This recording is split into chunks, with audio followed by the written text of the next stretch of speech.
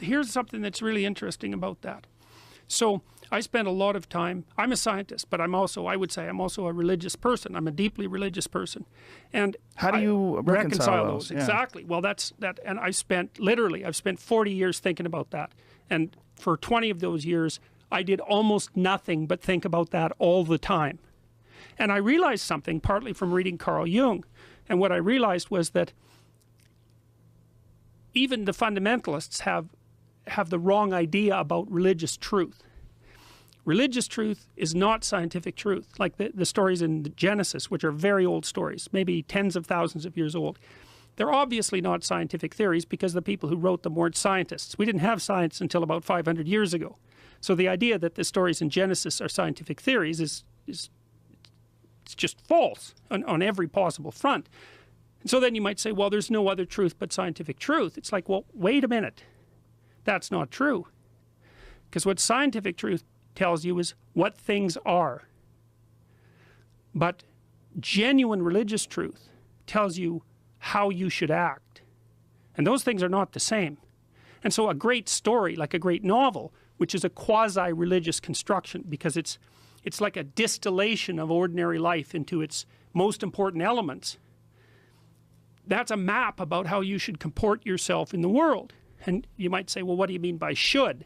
And because that's the question the moral relativists ask. And there's an answer to that too, as far as I can tell. And I got this partly from reading Jean Piaget. So imagine that here's how you should act. You should act so that things are good for you like they would be for someone you're taking care of. But they have to be good for you in a way that's also good for your family. And they have to be good for you and your family in a way that's also good for society. And maybe even also good for the broader environment if you can manage that. So it's balanced at all those levels. And then that has to be good for you and your family and society and the world right now and next week and next month and a year from now and 10 years from now. And so it's this harmonious balancing of multiple layers of being simultaneously. And that's a Darwinian reality, I would say. Your brain is actually attuned to tell you when you're doing that. And the way it tells you is that it reveals that what you're doing is meaningful. That's the sign that your nervous system is adapted to do this. It's adapted to exist, I would say, on the edge between order and chaos. And chaos is where things are so complex you can't handle it, and order is where things are so rigid that it's too restrictive. In between that, there's a place that's meaningful, where you're partly stabilized and partly curious, and you're operating in a manner that increases your scope of knowledge. So you're inquiring and growing, and at the same time you're stabilizing and renewing you, your family, society, nature, now, next week, next month, and next year. And when you have an intimation of meaning, then you know you're there. And I can give you an existential demonstration of that. So imagine that each of these levels of existence, the way I just laid them out, are like patterns. They're patterns within patterns within patterns within patterns. And there's a way of making all that harmonious. That's what music models. That's why music is so meaningful.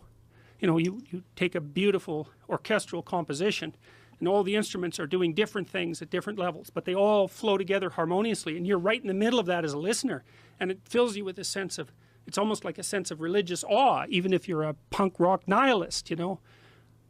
And the reason for that is because the music is modeling the manner of being that's harmonious. It's the proper way to exist. And religious writings in the deepest sense, so those are archetypal writings, are guidelines to that mode of being. So they're not true like scientific truth is true. I think of them as they're hyper true or meta true. It's like we take the most true things about your life, and then we take the most true things about 10 other people's lives, and we amalgamate them into a single figure, and that would be like a literary hero. And then we take 1,000 literary heroes and we extract out from each of them what makes the most heroic person. That's a religious deity. That's what Christ is. He's a meta-hero. And that sits at the bottom of Western civilization. And his archetypal mode of being is true speech. That's the fundamental idea of Western civilization. and it's right.